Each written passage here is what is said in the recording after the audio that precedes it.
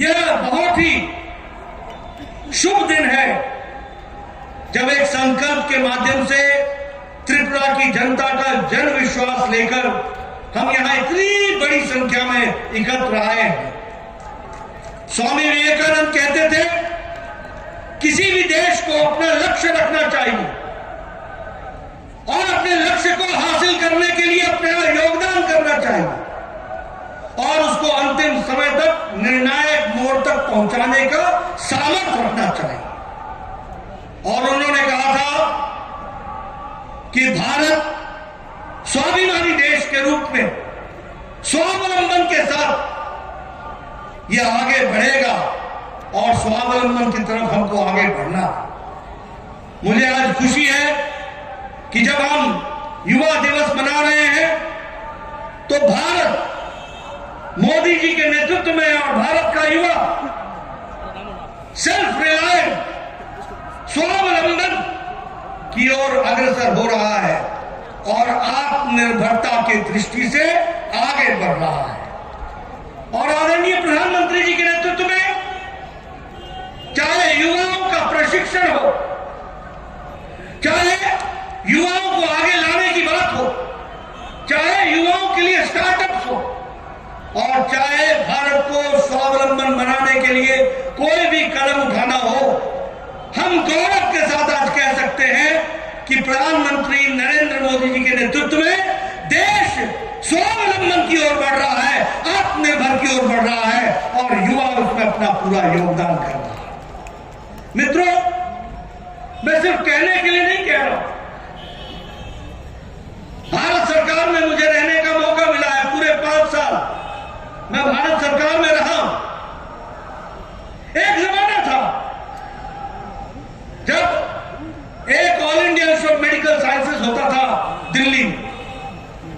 अटल जी ने 6 medical all India institute of medical sciences खोले और आज मैं गौरव के साथ कह सकता हूं कि भारत में 23 all India institute of medical sciences खड़े हो रहे हैं। 23। अगर मैं बात करूं तो एक जमाने में 387 मेडिकल कॉलेज होते थे और आज मुझे खुशी है कि पिछले 7 सालों में यह संख्या 700 से अधिक मेडिकल कॉलेज की हो गई है। यह भी हमको ध्यान रखना चाहिए। अगर मैं बात करूं तो जहां हमारी मेडिकल की सीट्स 30,000 हुआ करती थी, आज हमारी मेडिकल की सीट्स 80,000 क्रॉस कर रही हैं। हर साल 80,000 से ज्यादा बच्चे बनते हैं। अगर मैं बात करूं आईआईटी की तो 16 आईआईटी होती थी, आज 23 इंडियन इंस्टीट्यूट ऑफ टेक्नोलॉजी है। इसमें विकास की एक नई कहानी लिखी जा रही है। अगर मैं आईआईएम की बात करूं तो आज 20 इंडियन इंस्टीट्यूट ऑफ मैनेजमेंट खड़े हुए हैं। और अगर मैं विश्वविद्यालयों की बात करूं, क्योंकि ये युवा दिवस है, तो 723 विश्वविद्यालय से बढ़कर अब 1050 विश्वविद्यालय बनकर के तैयार हुए हैं जो काम कर रहे हैं। मित्रों, आज मैं नारा सुन रहा था, मोदी है तो मुमकिन है। ये नारा बहुत सही है। मोदी है तो मुमकिन है और मोदी है तो बदलता भारत है, आगे बढ़ता हुआ, छलांग लगाता हुआ। और फिर मैं कहने के लिए नहीं कह रहा, नई शिक्षा नीति दी गई है। कभी किसी ने सोचा था कि बंगाली में उत्तर देकर के कोई डॉक्टर बनेगा? कभी किसी ने सोचा था कि असमिया भाषा में वो मेडिकल का डॉक्टर की परीक्षा देगा? कभी किसी ने सोचा था कि हम लोकल भाषा में अपनी पढ़ाई कर सकेंगे? लेकिन मोदी जी ने भारत को इंडिया से निकालकर भारत पहुंचा दिया है, भारत की तरफ आगे बढ़ाया है। यह भी समझना चाहिए। अब भारतीय भाषाओं में साधारण बच्चा पढ़ाई करके कंपटीशन देकर के आगे बढ़ सकता है। अगर मैं स्वास्थ्य की बात करूं, मैं आ रहा था, मुझे मानिक शाह जी ने दिखाया वो विक्टोरिया के जमाने का हॉस्पिटल। ये सामने उसकी बिल्डिंग है, आप देख रहे हैं। ये सारी बिल्डिंगें पिछले 5-6 सालों में खड़ी हुई है। सुपर स्पेशलिटी ब्लॉक, नए नए मेडिकल कॉलेजेस के लिए बिल्डिंग, ये सब देने का काम किया है तो आदरणीय प्रधानमंत्री नरेंद्र मोदी जी के आशीर्वाद से हुआ है, यह भी हमको याद रखना चाहिए। और अगर मैं स्किल इंडिया की बात करूं तो मुझे खुशी है कि आज भारत का लगभग 1.5 करोड़ युवा अब स्किल्ड लेबर हो गया है और स्किल दृष्टि से वो आगे बढ़ रहा है, ये भी हमको ध्यान रखना चाहिए। और अगर मैं त्रिपुरा की बात करूं तो एक समय में त्रिपुरा अभावग्रस्त था, एक समय में त्रिपुरा अभाव से हर चीज से वंचित था। आज हम कह सकते हैं कि त्रिपुरा समृद्ध त्रिपुरा की ओर आगे बढ़ चला है और उसको बढ़ाने का काम चल रहा है।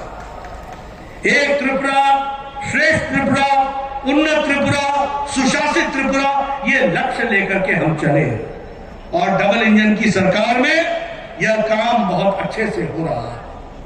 आज जिस जन विश्वास यात्रा में आप यहां समापन में आए, 5 तारीख को भारत के गृह मंत्री ने इसकी शुरुआत की थी और मुझे खुशी है कि 200 से ज्यादा जनसभाएं हुई है। 8 जिलों में 60 विधानसभाओं से होती हुई, 100 पदयात्राएं करती हुई, 50 रोड शो करती हुई आज ये बड़ा समागम हमारे सामने दिखता है और जनता का विश्वास लेकर के आया है। मित्रों, मैं आपकी तालियों की आवाज से पहचान लेता हूं कि आपने तय कर लिया है, एक बार भाजपा, बार बार भाजपा, ये आपने तय कर लिया और इसलिए आप उस ओर अपने आप को अग्रसर करने में पूरी ताकत लगा रहे हैं। मित्रों, मैं यहां एक बात और बताना चाहता हूं। आज हम आपको जानकर खुशी होगी, ये कोरोना का संकट आया, ये यूक्रेन का युद्ध आया, ये पावर सप्लाई की चेन व्याधित हुई, बाधा पहुंची इसमें। इसके बावजूद भी मोदी जी के नेतृत्व में भारत की अर्थव्यवस्था मुसीबत में भी तीव्र गति से आगे बढ़ती चली गई है। और आपको जानकर खुशी होगी कि जिन अंग्रेजों ने, ब्रिटानिया ने भारत को 200 साल तक राज किया, उस ब्रिटानिया को पछाड़ते हुए भारत आज दुनिया की 5वें नंबर की अर्थव्यवस्था बन गई है और हम 5वें नंबर पर पहुंच गए। अगर मैं बात करूं ऑप्टिकल फाइबर की, गांव-गांव में ऑप्टिकल फाइबर के माध्यम से ब्रॉडबैंड पहुंचाया जा रहा है। यह इंटरनेट का जमाना है और इंटरनेट के जमाने की बात अगर मैं करूं तो 2014 में ऑप्टिकल फाइबर 340 किलोमीटर बिछा था। आज भारत में 2,80,000 किलोमीटर ऑप्टिकल फाइबर बिछ गया है और गांव-गांव में, पंचायत में ऑप्टिकल फाइबर के माध्यम से इंटरनेट की व्यवस्था की जा रही है। एक नया आयाम, एक नई सोच देश को आगे बढ़ाने के लिए नए कीर्तिमान कर रहे हैं। मित्रों, आपको जानकर आश्चर्य होगा, भारत 2014 में 92%, 92% मोबाइल बाहर से इंपोर्ट करता था, बाहर से लाता था। आज आपको जानकर खुशी होगी कि भारत मोबाइल बनाने में दुनिया में दूसरे नंबर पर खड़ा है और 97% मोबाइल भारत में बन रहा है। यह है मोदी जी का बदलता भारत, जिसको हमको समझना होगा। अगर मैं बात करूं स्टील की, तो इस्पात में भारत दूसरे नंबर पर खड़ा है। अगर मैं बात करूं ऑटोमोबाइल इंडस्ट्री में, ऑटोमोबाइल में, तो भारत अब तीसरे नंबर पर खड़ा है। हमसे आगे सिर्फ 2 देश रह गए हैं, अमेरिका और चाइना। हम जापान को भी पछाड़कर भारत ऑटोमोबाइल में भी सबसे आगे खड़ा हो गया है। यह भी हमको समझना होगा। मैं यहां यह भी आपको बताना चाहता हूं कि दवाई के दृष्टि से सबसे सस्ती और सबसे अच्छी दवा बनाने की फार्मेसी भारत बन गई है और दुनिया में प्रगतिशील देशों को सस्ती दवा देने में भारत आगे बढ़ा है और उसके साथ साथ 138% हमारा बाहर का व्यापार बढ़ गया है। अगर मैं केमिकल्स की बात करूं तो हमारा 106% एक्सपोर्ट बढ़ गया है।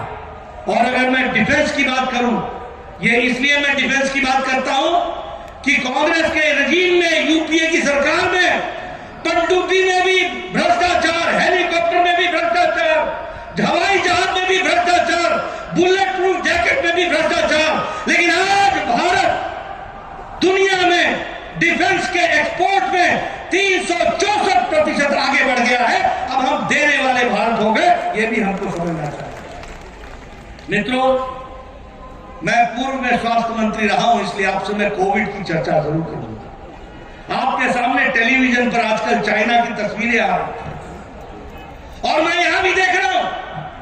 आप सब लोग बैठे हैं, बड़े नजदीक नजदीक बैठे हैं, किसी ने भी मास्क नहीं लगाया है, किसी ने भी मास्क नहीं लगाया है। ये भारत की तस्वीर ये संभव हुई है तो मोदी जी ने 220 करोड़ टीकाकरण, डबल डोज, साथ में बूस्टर लगाकर सुरक्षा कवच मुफ्त में पहनाया है। यह भी हमको ध्यान रखना चाहिए। आज अमेरिका में टीकाकरण पूरा नहीं हुआ है, आज यूरोप में टीकाकरण पूरा नहीं हुआ है। हमसे समृद्ध देश होने के बावजूद भी कोरोना का संकट उनके ऊपर गहराया रहता है। लेकिन भारत आज 220 करोड़ टीकाकरण करके और वह बूस्टर डोज लगा करके वो सक्षम तरीके से खड़ा है। ये फर्क है और आपको जानकर खुशी होगी। मैं आपसे बताना चाहता हूं, इस देश में ट्यूबरक्लोसिस की दवा को नेशनल प्रोग्राम बनने में 25 साल लगे। इस देश में टेटनस की दवा को राष्ट्रीय प्रोग्राम बनने में 28 साल लगे। इस देश में चेचक की दवा को आने में 30 साल लगे। इस देश में, अपने देश में जापानी बुखार की दवा को आने में 100 साल लगे। 1906 में दवा जापान में बन गई थी और 2006 में भारत में आई। इस देश में पोलियो की दवा को प्रोग्राम बनने में 28 साल लग गए। लेकिन कोरोना 2020 की जनवरी में आया था। मोदी जी ने टास्क फोर्स 20 अप्रैल को बैठाया था और 9 महीने के अंदर मोदी जी के नेतृत्व में भारत ने एक नहीं 2 टीके बना करके दिए। ये भी हमको ध्यान रखना है। और मित्रों, हम लोगों ने वैक्सीन मैत्री में 100 देशों को मुफ्त में, अब 100 देशों को टीका पहुंचाया है, जिसमें से 48 देशों को मुफ्त पहुंचाया है। यानी भारत अब लेने वाला नहीं है, भारत अब देने वाला हो गया है, दुनिया को देने वाला हो गया है। यह भी हमको समझना चाहिए। और इसलिए जब मैं कोरोना की बात करता हूं तो हमको ध्यान में रखना चाहिए कि हम किस तरीके से विकास कर रहे हैं। मित्रों, यहां मैं ये भी बताना चाहूंगा, चाहे त्रिपुरा हो, चाहे देश का कोई भी राज्य हो, गांव, गरीब, वंचित, पीड़ित, शोषित, दलित, हमारा आदिवासी भाई, हमारे युवा साथी, हमारा किसान भाई, हमारी महिलाएं, सबके लिए काम किया है तो प्रधानमंत्री मोदी जी के नेतृत्व ने किया है और नीतियों ने किया है। और कहने के लिए मैं नहीं कह रहा हूं, उज्ज्वला, उजाला, सौभाग्य, स्वच्छता अभियान, शौचालय, ये सारी चीजों ने महिलाओं को मुख्य धारा में ला करके खड़ा किया है। महिला शक्ति, प्रधानमंत्री आवास योजना, आज मैं जाने वाला हूं एक बॉर्डर के स्थान पर, उस गांव का नाम मैं भूल गया,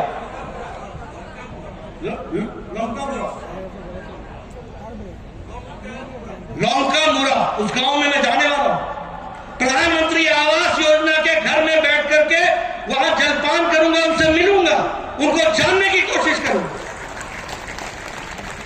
कभी सोचा था कि बॉर्डर के जिले में यह होगा? कभी सोचा था कि उनकी तस्वीर बदलेगी? आज मैं आपको बताना चाहता हूं, मैं 1993 में एमएलए बन गया था। 1993 में मेरा बीडीओ, ब्लॉक डेवलपमेंट ऑफिसर मेरे पास आया करता था और कहता था, नड्डा जी आपको खुशखबरी देनी है। मैं बोलता था, क्या है खुशखबरी? बोला, 2 पंचायतों में आपको एक इंदिरा आवास योजना का घर मिला है, बताइए इसको मैं किसको दूं? तो मैं कहता था, यार मेरे यहाँ 1 अनार 100 बीमार, तू ही रख ले इसको, जिसको देना तू दे दे, हमको नहीं। आज मोदी जी के नेतृत्व में 3 करोड़ 7 लाख प्रधानमंत्री आवास योजना में मकान बन करके तैयार है। मैं जब पहली बार एमएलए बना था तो मेरे यहां 95% गांव बगैर सड़क के थे, 95%। और जब मैं बोलता था तो मेरा एक्सीएन एग्जीक्यूटिव इंजीनियर बोलता था, सर आपको 50 लाख रुपए आए हैं, 100 सड़कें हैं आपकी, कहां कहां डालूं? मैंने कहा जहां मर्जी वहां डाल दे, बढ़ना कुछ नहीं है, ये तो ऊंट के मुंह में जीरा है। नीतियों का अंतर देखो, नीतियों का अंतर देखो। अटल जी भारत के प्रधानमंत्री बने, प्रधानमंत्री ग्रामीण सड़क योजना आई, एक एक सड़क पर 4-4 करोड़ 5-5 करोड़ पैसे आए और 5 साल के अंदर 85% मेरी कंस्टिट्यूंसी का सारी सड़कें ऑल वेदर रोड से बन करके तैयार हो गए। ये नेतृत्व होता है। फिर 10 साल यूपीए की सरकार आई, फिर काम ठप, फिर काम ठप, वही का वही कमीशन, वही टोलाबाजी, वही समस्या, ये सब खड़ी हो गई। फिर से 2014 में मोदी जी के नेतृत्व में सरकार आई। आज लाखों गांवों को प्रधानमंत्री ग्रामीण सड़क योजना से जोड़ा जा रहा है और मुझे खुशी है कि त्रिपुरा में भी 4700 किलोमीटर प्रधानमंत्री ग्रामीण सड़क योजना में गांवों को जोड़ा जा रहा है। यह परिवर्तन है। उसी तरीके से स्कॉलरशिप हमारी डबल हो गई। एमएसपी के प्रोडक्ट्स यहां त्रिपुरा में, जो फॉरेस्ट प्रोडक्ट सिर्फ ट्राइबल भाइयों के लिए 8 से 10% होता था, आज 90 प्रोडक्ट्स हैं जिस पर एमएसपी त्रिपुरा की सरकार हमारे आदिवासी भाइयों को दे रही है। और उसी तरीके से वन धन केंद्र में 50,000 हमारे ट्राइबल एरिया के वन धन केंद्र हैं जिन्होंने 9 लाख ट्राइबल्स को एम्प्लॉयमेंट देने का काम किया है, रोजगार देने का काम किया है। जनजाति गौरव दिवस के तहत ट्राइबल्स के लिए 15 नवंबर को तारीख तय की गई है और वो गौरव दिवस के रूप में मनाया जा रहा है। हमारे फ्रीडम फाइटर्स जिन्होंने आजादी की लड़ाई में हमारे आदिवासी भाई ने काम किया, उनके लिए म्यूजियम बनाने का काम किया जा रहा है। इसलिए मित्रों, अगर मैं गांव की बात करूं, गरीब की बात करूं, आज भारत में अति गरीबी आईएमएफ के अनुसार 1% से भी कम हो गई है, 1% से भी कम हो गई। मालूम है क्यों? क्योंकि मोदी जी ने 80 करोड़ की जनता को 5 किलो गेहूं या 5 किलो चावल और 1 किलो दाल ये देने का प्रधानमंत्री गरीब कल्याण अन्न योजना में देने का काम किया है। इसलिए हमारी गरीबी नीचे आ गई। अगर मैं स्वच्छता अभियान की बात करूं, 11 करोड़ 80 लाख लोगों के स्वच्छता अभियान में इज्जत घर बना है। आप लोग तो शहर में रहते हैं, मैं तो गांव से आया हूं। मेरे को मालूम है कि एक समय में गांव में हमारी बहनें सूर्योदय से पहले अपने दैनिक नित्यक्रम के लिए जाती थी और सूर्यास्त का इंतजार करती थी ताकि वो अपना दैनिक नित्यक्रम जा सके, और झुंड के झुंड एक साथ महिलाएं जाती थी। आज 11 करोड़ 80 लाख बहनों को इज्जत देने का काम किया है तो नरेंद्र मोदी जी की सरकार ने किया है। ये भी आपको देना। उसी तरीके से 11 करोड़ 78 लाख किसानों को प्रधानमंत्री किसान सम्मान निधि हर चौथे महीने में 2-2 हजार। और एक समय प्रधानमंत्री राजीव गांधी बोलते थे, मैं 1 रुपया भेजता हूं, 15 पैसे पहुंचते हैं, 85 पैसे पता नहीं किस हाथ में रह जाते हैं। और आज मोदी जी एक बटन दबाते हैं, एक बटन को क्लिक करते हैं, 15 सेकंड के अंदर 11 करोड़ 74 लाख किसानों के खाते में 2-2 हजार रुपए पहुंच जाता है। यह हो जाता है, इसको आपको समझना चाहिए। इसलिए विकास की दृष्टि से देखा जाए और भारत के बदलती तस्वीर को देखा जाए तो हमारे सामने ये सारी चीजें आती हैं।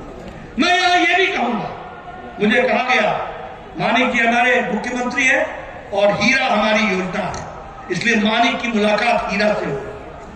हीरा क्या है? हीरा है H for highways, I for internet, R for railways and A for Airways. ये हमारी कनेक्टिविटी का रास्ता है, ये हमारे विकास का रास्ता है। और इसीलिए हम विकास की दृष्टि से आज बताइए, अगरतला रेलवे स्टेशन का सौंदर्यीकरण हो रहा है कि नहीं हो रहा है? उसमें काम चला है कि नहीं चला? आप बताइए, हॉस्पिटल्स की बिल्डिंग्स बन रही है कि नहीं बन रही है? आप बताइए, नेशनल हाईवे बन रहे हैं कि नहीं बन रहे हैं? एक समय में आपके पास एक नेशनल हाईवे था, आज आपके पास 7 नेशनल हाईवे पर काम चल रहा है। 7 नेशनल हाईवे पर आप बताइए, अब राजधानी एक्सप्रेस सीधे यहां से गुवाहाटी होते हुए दिल्ली जाती है कि नहीं? आप बताइए, जनशताब्दी चली कि नहीं चली? आप बताइए, रेल कनेक्टिविटी बनी कि नहीं बनी? आप बताइए कि हर दृष्टि से विकास का काम चल रहा है कि नहीं चल रहा है? आप बताइए लंबे समय से ब्रू रियांग का मामला लटका हुआ था कि नहीं लटका हुआ? आप बताइए हमारे सभी भाइयों को पीसफुली सेटल किया गया कि नहीं किया गया? ब्रू रियांग का समझौता हुआ कि नहीं हुआ? इसलिए विकास की नई कहानी आज त्रिपुरा लिख रहा है, हर दृष्टि से उसको आगे बढ़ाने का काम कर रहा है। मैं यहां यह भी कहूंगा, देखो अभी कुछ देर बाद यहां अंधेरा हो जाए, अगर अंधेरे को ध्यान में रखकर उजाले का माप तो नहीं समझोगे तो राजनीति में हमेशा नुकसान में रहोगे। आपको अगर बीजेपी को याद करना है तो बीजेपी के साथ साथ सीपीएम की सरकार के भी दिन भी याद रखो।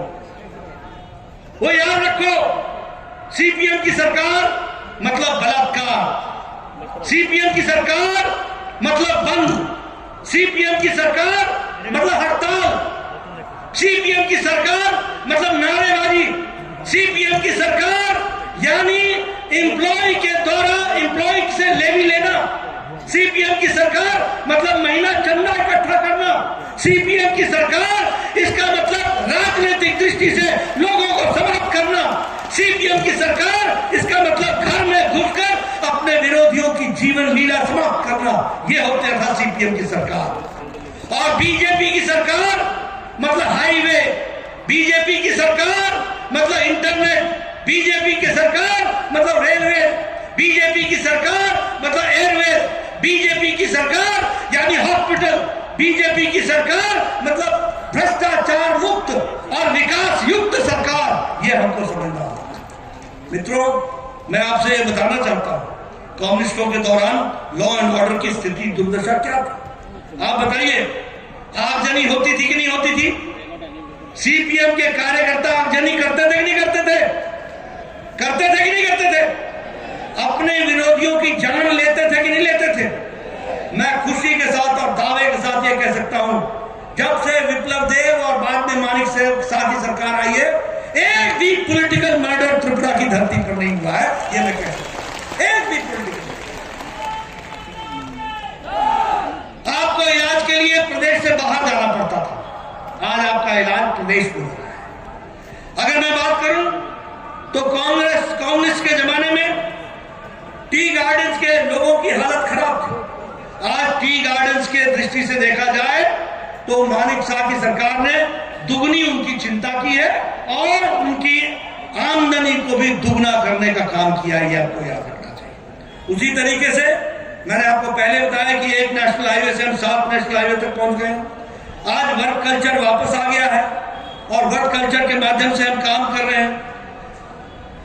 कम्युनिस्टों के दौरान रेगा, जिसको जो मनरेगा होती थी, उस मनरेगा में भ्रष्टाचार ही भ्रष्टाचार था। सारे लोग अफसर से लेकर के कर्मचारी से लेकर साधारण व्यक्ति भ्रष्टाचार में ही होता था। लेकिन जब से हमारी सरकार आई है, हमारा डिजिटल ट्रांजैक्शन हो गया है। अब मनरेगा का पैसा सीधा उस किसान के खाते में जाता है, उस गरीब व्यक्ति के खाते में जाता है और बीच में से बिचौलिया गायब हो गया है।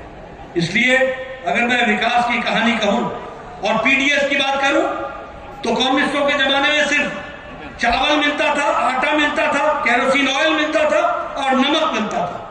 आज मानिक शाह की सरकार में और पहले विप्लव देव की सरकार में पीडीएस में आपको चीनी भी मिलता है, मसूर दाल भी मिलती है, चाय भी मिलती है, सोयाबीन भी मिलता है, चावल भी मिलता है, आटा भी मिलता है, केरोसिन भी मिलता है, नमक भी मिलता है और आने वाले समय में सरसों का तेल भी मिलेगा और मसाले भी मिलेंगे। ये आपको याद रखना चाहिए। ये बदलता त्रिपुरा, ये बदलता त्रिपुरा। आज विकास की नई कहानी लिखी जा रही है।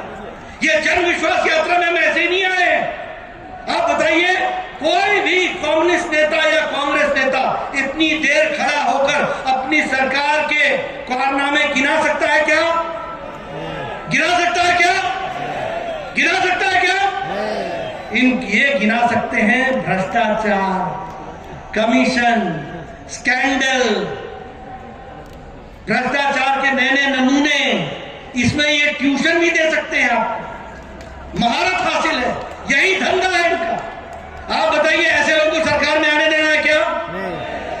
आने देना है क्या? मैं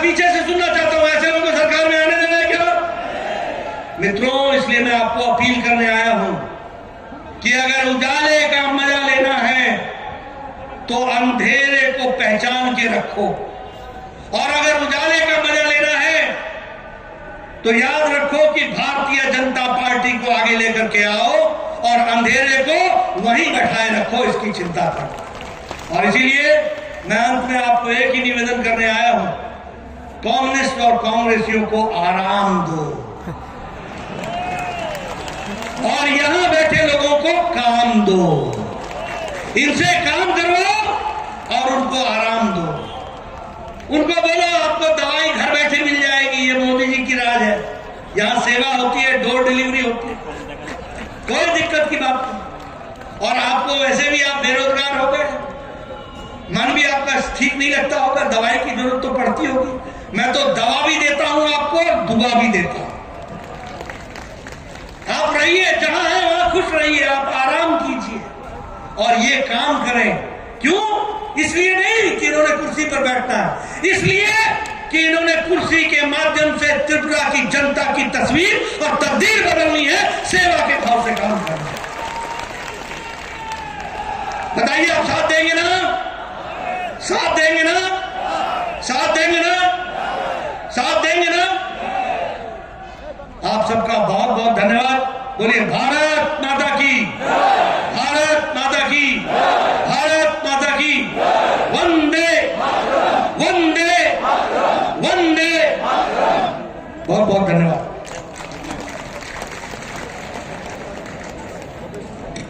অসংখ্য ধন্যবাদ আমাদের উদ্দেশ্যে এই মূল্যবান বক্তব্য পেশ করার জন্য সর্বভারতীয় সভাপতি জেপি নাড্ডাজিকে।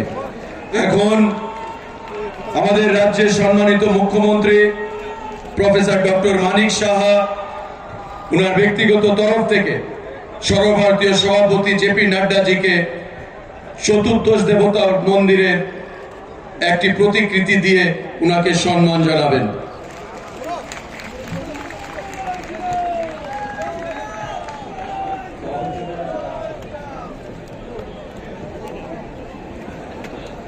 সবাইকে অনেক অনেক ধন্যবাদ। আজকের এই সভার এখানে সমাপ্তি ঘোষণা হলো।